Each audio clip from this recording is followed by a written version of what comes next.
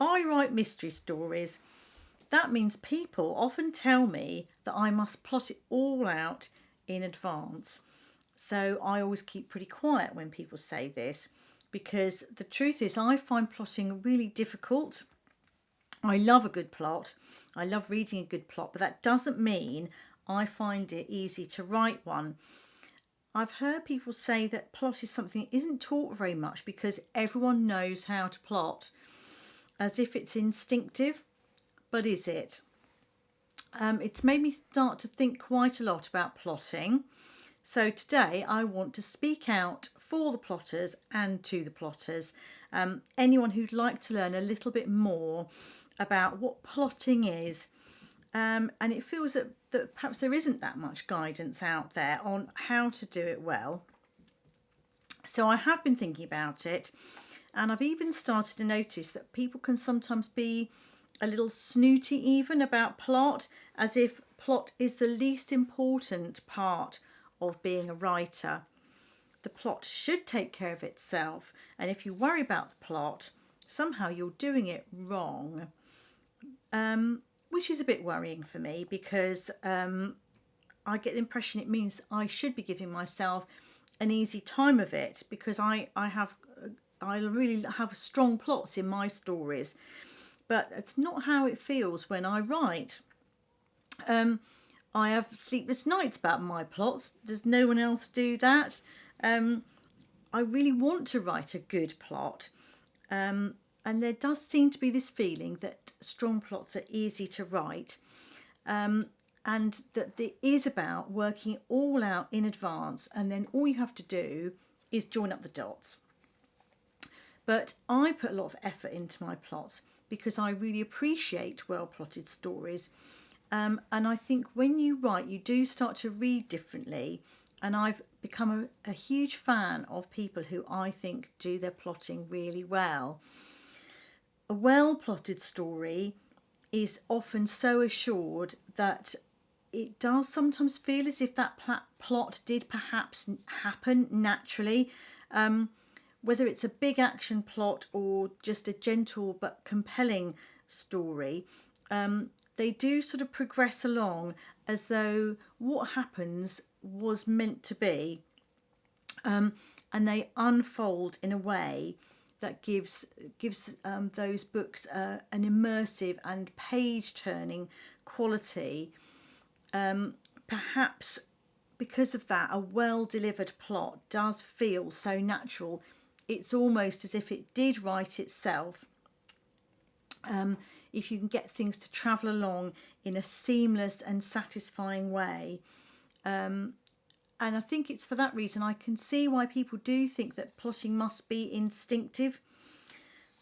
But I've become slightly fascinated also by the fact that what's easy to read must be easy to write. Because actually, I want to stop that there. Nothing writes itself. Someone made that plot up.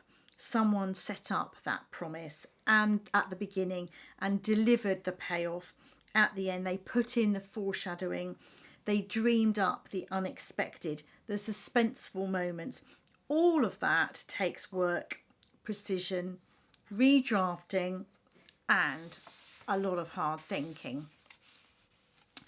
So perhaps the reason good plotting doesn't get much credit or is discussed as much as I feel it should be, is I was trying to think of some examples of good plots to use, but it is difficult to do that because you're in danger of giving away spoilers about the stories.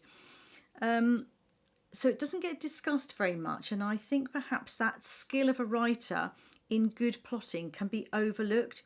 There's going to be few reviewers you will see who rate novels on the sophistication of the plots, how well delivered they are, and maybe it is because of the spoilers. People don't want to talk too much about the plot because you don't want to ruin it for someone else reading. So, for an example, I love Derek Landy and his book The Faceless Ones, which is the third of the Skullduggery Pleasant books. I like it for many reasons, but the real brilliance of that plot and how it intertwines is definitely one of them. So much so that when I got to the end, I felt like writing to the author and asking him for tips about exactly how he pulled off that brilliant ending, and when did he start planning it? Was it from the beginning of book one? But I can't say anything more than that about it because I don't want to spoil it. If you want to go and read that, which I think that you should, definitely go and read Skullduggery Pleasant if you like plots, and if you want to start reading like a writer and thinking about plots. So what does make a good plot? What exactly is a plot? So I think it's all the things I've talked about, which is more than just a storyline. Plot does not just mean having a good story. I think plot's actually even more important than that. So why do people feel that if it's not such a crucial aspect of writing, and why a writer's not encouraged so much to learn how to do it well?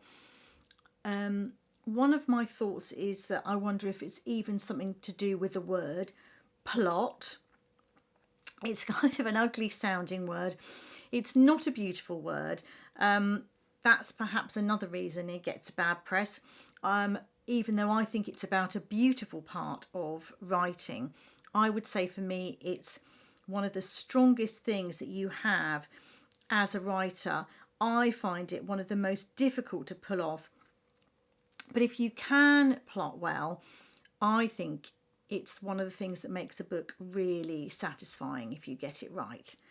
So plots are important to me because I tend to find that stories without much plot or a weak plot, they're likely to be a bit dull, a little bit unsatisfying to read, or perhaps when you get to the end, sometimes they can even feel hard work to read, unless they're really well written. And I read lots of different books. There are many sorts of books that I enjoy. Not all the books that I like have got really strong plots, but I would still say that if you read a story where you feel the characters are not compelled to do anything, they never take any real steps either to remove themselves from a bad situation or try and change it, there's a danger of a flat story, and there's no chance for there to be consequences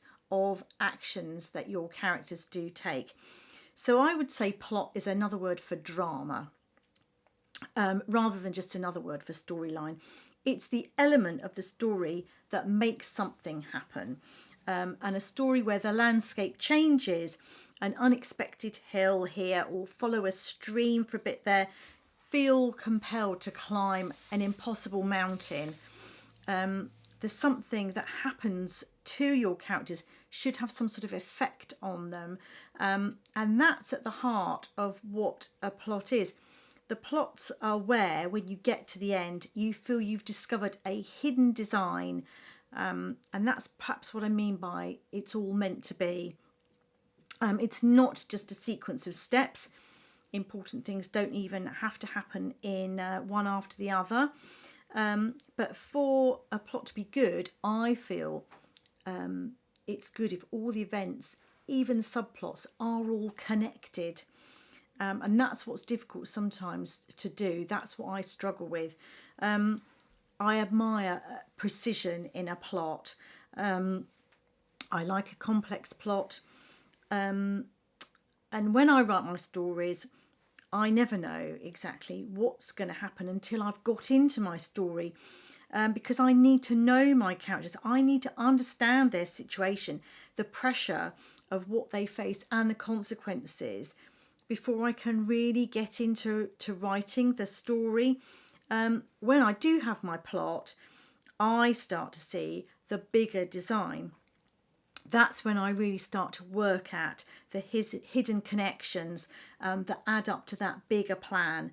And I actually really love that bit of writing where you've got it, you know what the consequences, you know what the drama is, and you can start to highlight all of those bits that the reader can really appreciate and understand what the situation is, the consequences. I love all of that.